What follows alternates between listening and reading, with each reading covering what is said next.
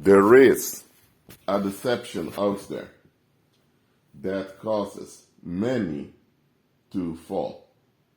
There's deception out there. There is a misinformation that can be lethal to you if you believe in it. Now, what is that misinformation, or what's that deception? That is the idea that people are rational and use common sense. The whole idea that people in general are rational and they use common sense, that is a big hoax. Because it's completely not true. Now, there are people out there who are rational and who do use common sense. Now, every human being has an intellect. Every human being has this part of their mind, which is the ratio, in which they can think logically and rationally about situations. Every human being has that. But just because a human being has something doesn't mean that they are bound to use it.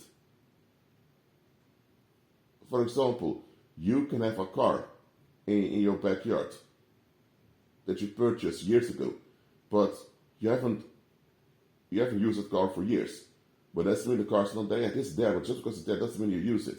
Well, same it is with this thing called rationality. The same it is with common sense. People have the ability to use common sense and to be rational. But that doesn't guarantee that they will do it. Most people out there operate based on emotion.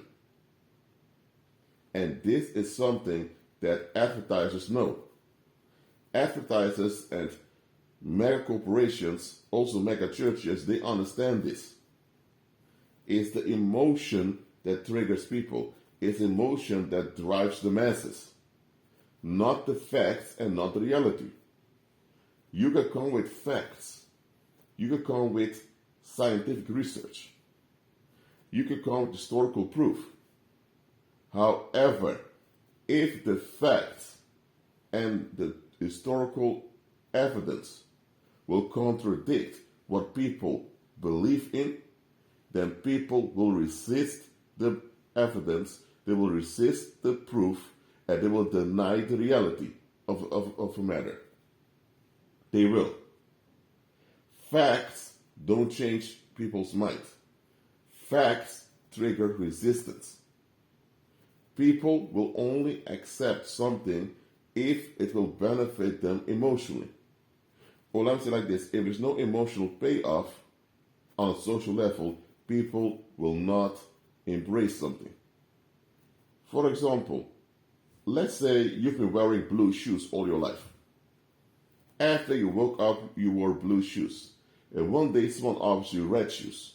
Now, you'll be hesitant to wear red shoes because, hey, you're not used to wearing red shoes. It feels odd to you.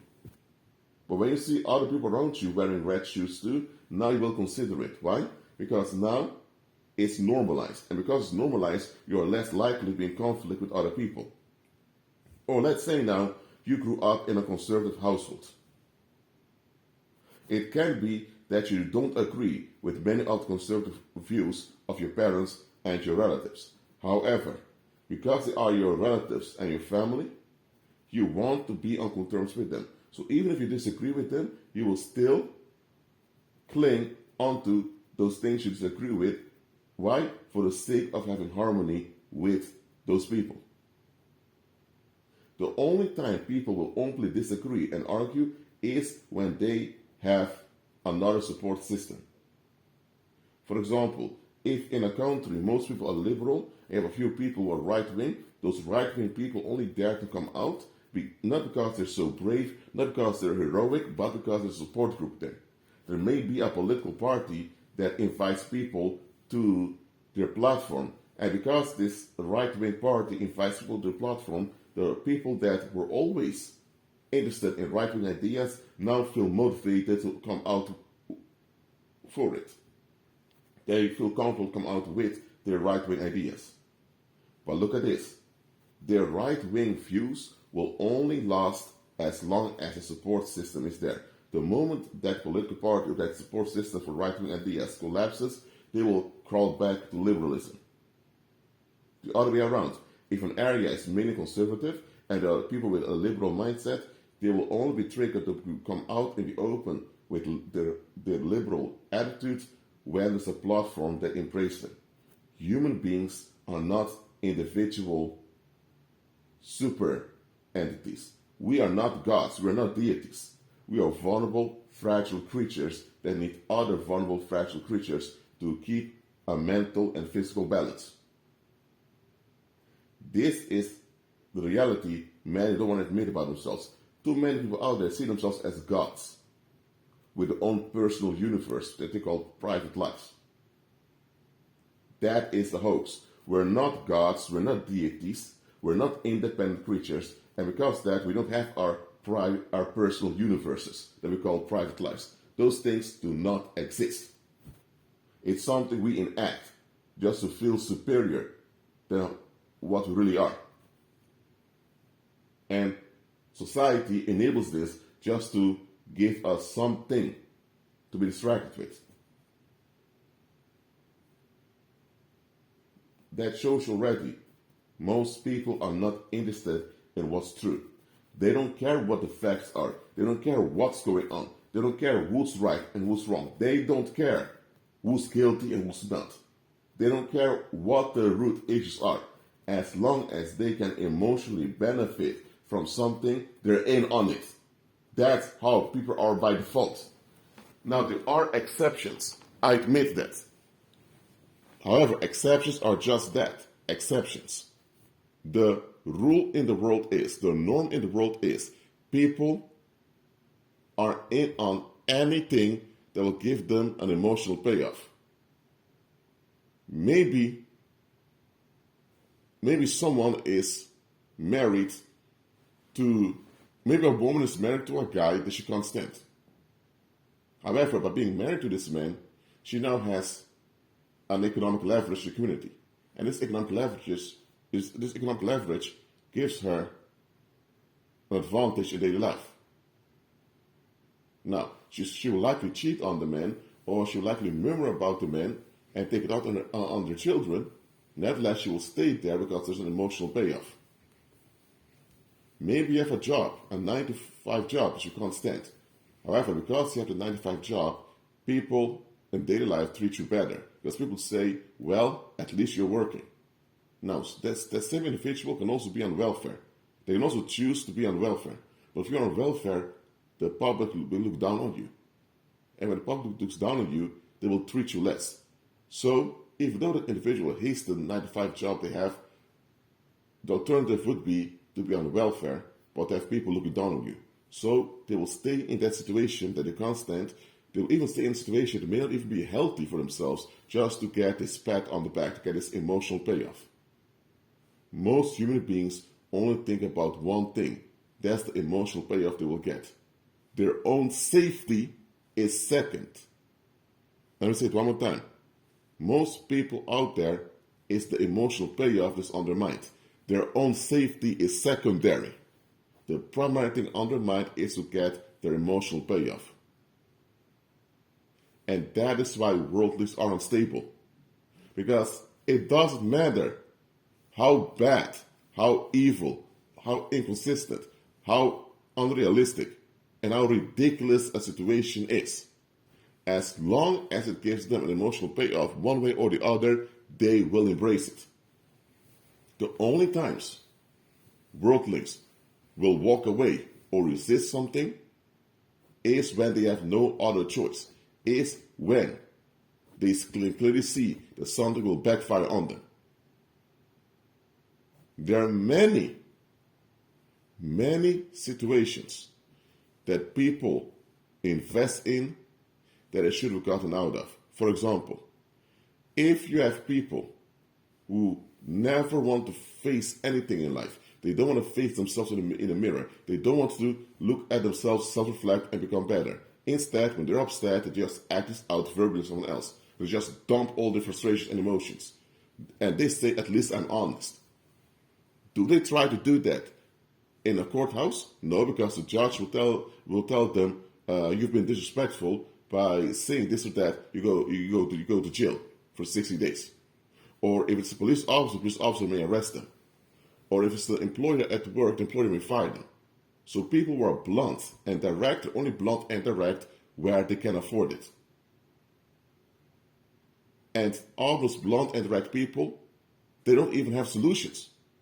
They just want to act out frustration because they don't know how to deal with discomfort. That you just want the nearest individual to escalate on. And we are framing it as at least they're honest, at least they're straightforward. No. Why are they straightforward towards everyone that is inconsistent or everyone that's causing harm? They're not. Because they know if you are direct with the wrong people, they will retaliate against you. They're only direct and they're only blunt with people who are of lower rank than them or people that can't easily fight back or retaliate. And society tells you to accept this, to embrace such people. No, such people should not be embraced. There are times you should be blunt. You should be blunt and direct when there's danger. If a building is on fire, you should tell people, hey guys, listen, I smell a lot of smoke over here. We need to check this out. Then you need to be blunt. Or if someone tries to kidnap a child, then you need to scream aloud to be blunt and do something about the situation. The only times you should be blunt and direct is when there is imminent danger. Absolutely.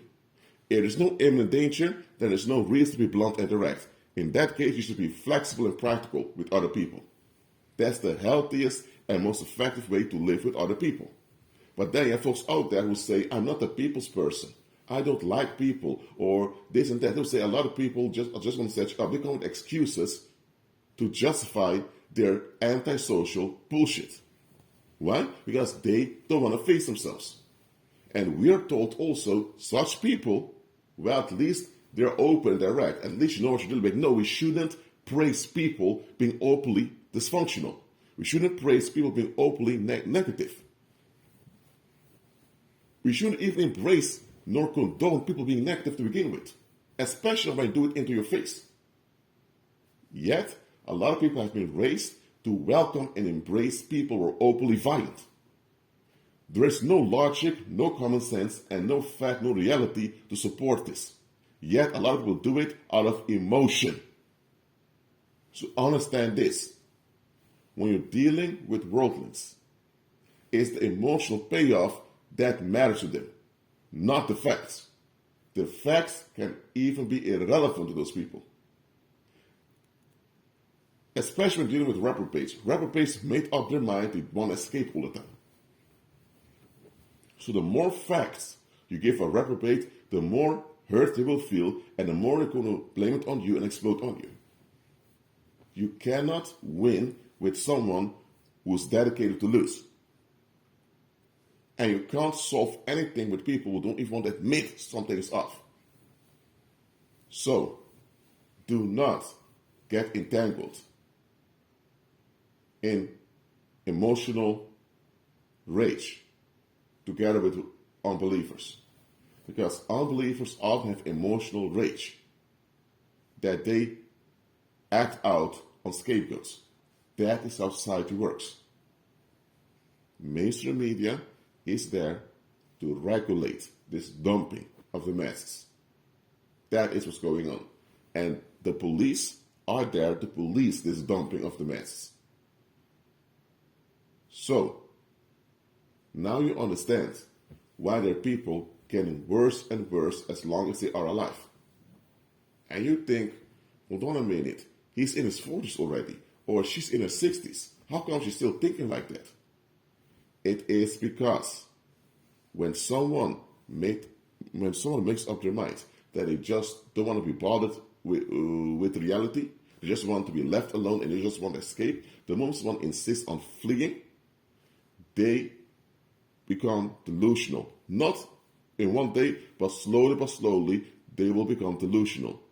And once they are delusional, they are less likely to ever get out of that delusional state. So, pay close attention to what you're dealing with. Too often, we're obsessed with who we're dealing with, Who you deal with is the role someone fulfills in daily life. What someone is the type of human being they are. Know what you're dealing with. For most people, it's the emotional payoff that matters. So if you want to move people, think about emotional payoffs. Don't think about the logic. Logic will not get you far with people in this world. Well, that's it for now. Keep on coming with Christ, use discernment, and be at peace.